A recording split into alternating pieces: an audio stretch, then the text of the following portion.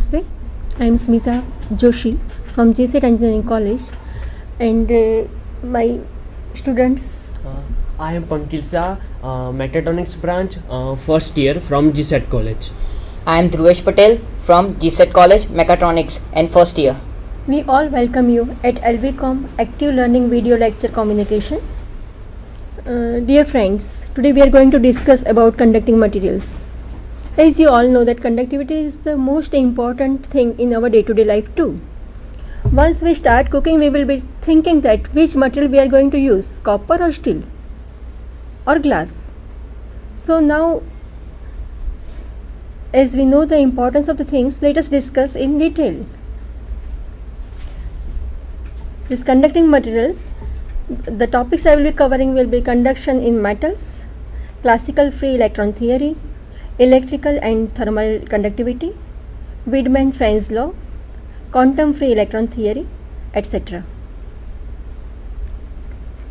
Friends, you know that the good conductors are silver, copper, aluminium, mercury, carbon and water. Bad conductors are dry air, wood, glass, rubber and ebonite. Conductors contain large number of free or mobile charge carriers. The electrons are free to move and does not belong to a particular atom. Valence electrons are responsible for both electrical and heat conduction in metals. The relation between electrical and thermal conductivity is supported by both practical and theory. Conduction metal. Let us see the properties first. The metals have very high conductivity. Both the conductivities, thermal conductivity as well as electrical conductivity. So we know that K and sigma both are very high. We all know Ohm's law, that is, in the steady state Ohm's law is obeyed. That means the current in the steady state is proportional to electric field, that is I is proportional to E. Now we will be performing one experiment in which you will be getting the idea of good conductor and bad conductor. So I request my students to perform the experiment.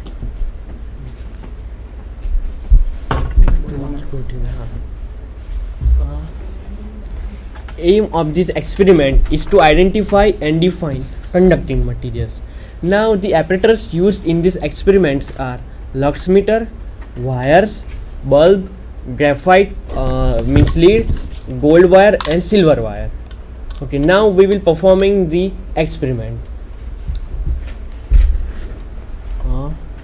First we have to connect the bulb with the AC main supply, and there is no object in between the positive terminal and the negative terminal. It means we here there is a short circuit condition.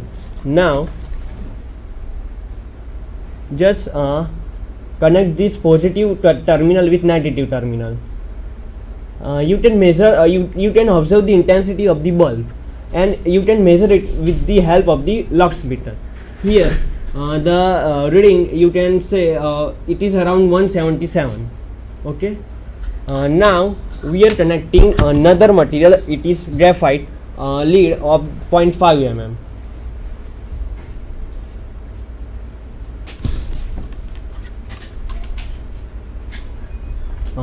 We are connecting positive and negative terminal in with the graphite lead. You can observe the intensity of the bulb and measure it with the help of the lux meter. It is the reading is 161. Okay. Now we will be connecting a silver wire to the positive and negative terminal, and just observe the intensity of the bulb. You can measure with the help of the lux meter. The reading is 176.2. 176.2. Then in the place of the silver, use the gold wire.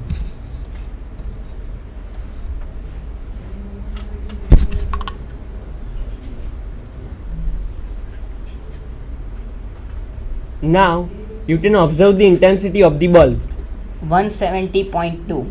and the lux meter reading shows the 176.2. Now we shall connect. We should prove that the conductivity of the materials depend on the length of the material also. So first and also on the cross sectional area. Firstly, we will take a 9 mm lead, graphite lead, and we shall connect it with positive and the negative terminal. Now we shall measure the intensity of the bulb blown. The intensity shows 173.2 degree, 0.2 lux. Now we shall connect a 0.7 mm lead in the place of 0.9 mm lead. The reading is 171.6 lux. Now in the place of 0.7 mm we shall use 0.5 mm lead. The intensity measures 169.7 lux. So from the experiment we can conclude that the resistance depends on the length and the cross sectional area. If the area is more, then the resistance is less and the conductivity is more, and if the area is less, then the conductivity is more and resistance is less. And the intensity depends on the conductivity also, conductivity of the materials. Thank you, friends. Now going back to the properties, third property is above the base temperature the resistivity is directly proportional to absolute temperature. That means we can say that rho is proportional to T.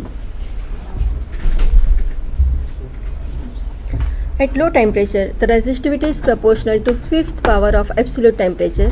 Rho is proportional to T raised to 5. For almost all metals, resistivity is inversely proportional to pressure. That is, rho is proportional to 1 upon P. The main important law, that is Wiedemann-Franz law. The statement is, above the base temperature, the ratio of thermal and electrical conductivity is directly proportional to absolute temperature. That means K by sigma is equal to LT. Here, L is equal to Lorentz number. Friends, do you know what is the base temperature? It is the temperature at and above which atoms and molecules behaves classically. That means the vibration motion is much more important. Superconductivity. At the absolute zero temperature, the resistivity tends to be zero and the specimen exhibits superconductivity phenomena. You know it's very important. You know the working principle is same as that of maglev ring and Mister effect also. Friends, you can see the photograph which is taken from Google. Here the Onnes laboratory is shown. Onnes is the inventor of superconductivity, and Enfest, Lorentz and Bohr are also shown in the figure, in the photograph. Eighth property is magnetoresistance effect. The conductivity of specimen varies with magnetic field. Electrical conductivity. We all know Ohm's law. The current through a conductor between 2 points is directly proportional to the potential difference across the 2 points. That is, I is equal to V by R. We know that V is voltage, units will be volt, I will be in ampere and resistance will be in ohms. We can see the figure of a specimen having length L and area A. So as my students have shown you that how resistance varies with length and area. The resistance depends on geometry. So from that we know that R will be rho L upon A, where rho is resistivity, and the same equation can be written in terms of conductivity too. That is, R is equal to L upon sigma A, where sigma is conductivity of the material. Current density J.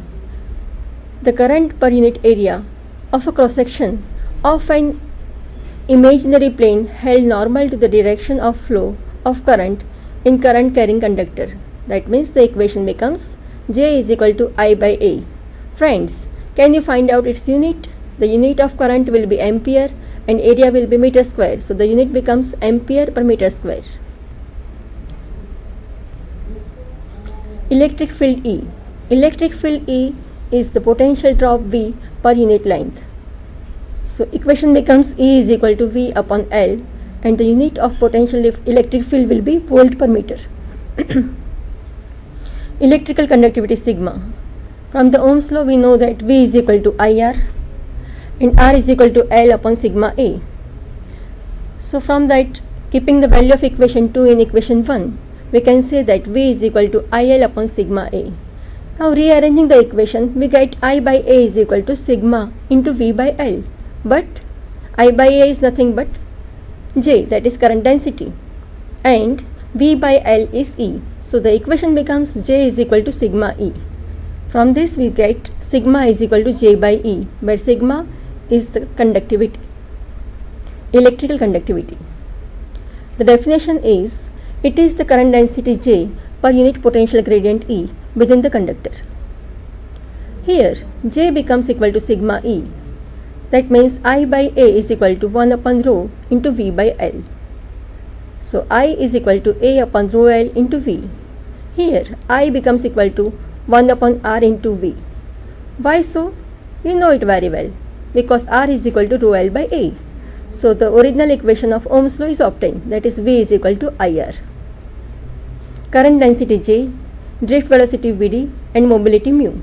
Now we are going to get the relation between all these physical quantities. First we start with the current density J. If N is the number of charge carriers per unit volume in a conductor of length L with cross-sectional area A, then the equation of current becomes I is equal to NEA Vd.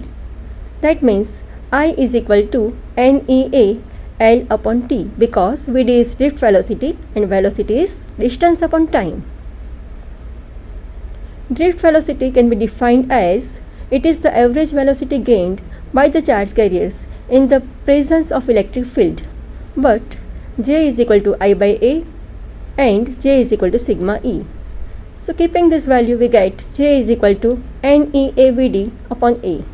That means this AA gets cancelled and what remains is NEVD. Therefore, J is equal to NEVD. Now comparing equation 1 and 2, we get sigma E is equal to NEVD.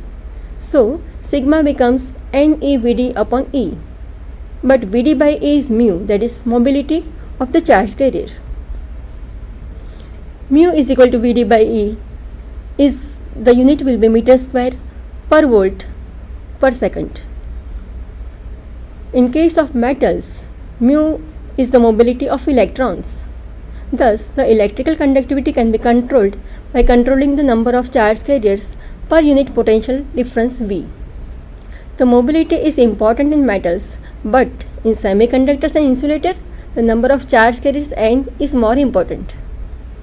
In semiconductors, since electrons and holes are both involved in conduction, the expression for conductivity becomes sigma is equal to Ne E mu E plus NH E mu H, where Ne is the number of electrons, E is the charge of electron, mu is mobility of electron, NH is number of holes, E is charge of hole, and mu H becomes mobility of holes.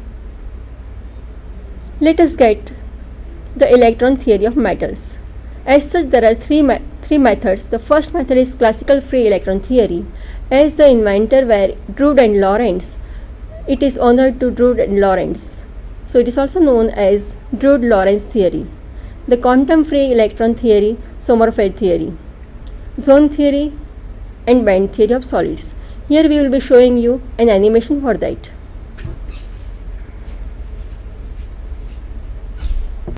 Friends, you can see that electrons are moving randomly.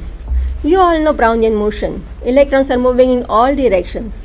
So with this animation we can see that at lattice point the ions are fixed, but the electrons are moving randomly. The red color shows the atoms fixed at lattice point and the blue small balls indicates the electrons. Okay, so from this what do you conclude? That is, ions are much more heavier, so they cannot move easily, but electrons are moving. This is shown with this animation. Now let us come back to the assumptions of free electron theory. First assumption is metal is composed of positive metal ions fixed in the lattice, as you have seen with the animation. Second, all the valence electrons are free to move along the ionic array. Such freely moving electrons contribute towards conduction in metals. Free electrons in metals have large energies and velocities. Do you know the equation for that? Yes, kinetic energy Ke is equal to 1/2 mv square, where v is the velocity of electron and m will be mass of electrons. The fourth assumption is there are large number of free electrons in metals and they move about whole volume like the molecules of gas. Fifth assumption, the electrostatic force between free electrons and metallic ions are neglected. That means the total energy of free electrons is equal to its kinetic energy. The free electrons collide with positive ions in the lattice and also among themselves. All these collisions are elastic. Now we better understand what is elastic collision. In all the types of collision, momentum and total energy will be conserved, but in elastic collision, the total kinetic energy also conserved. In the absence of electric field, the random motion of free electrons is equally probable in all the directions. So, the net current flow is 0. When an electric field is applied, the electron gains velocity known as drift velocity Vd, and they moves in opposite direction to the field, resulting in current flow in the direction of the field. Why so? You all know that the direction of conventional current will be always opposite to flow of electric field. Drift velocity is the average velocity acquired by an electron on applying electric field. Relaxation time. It is defined as the time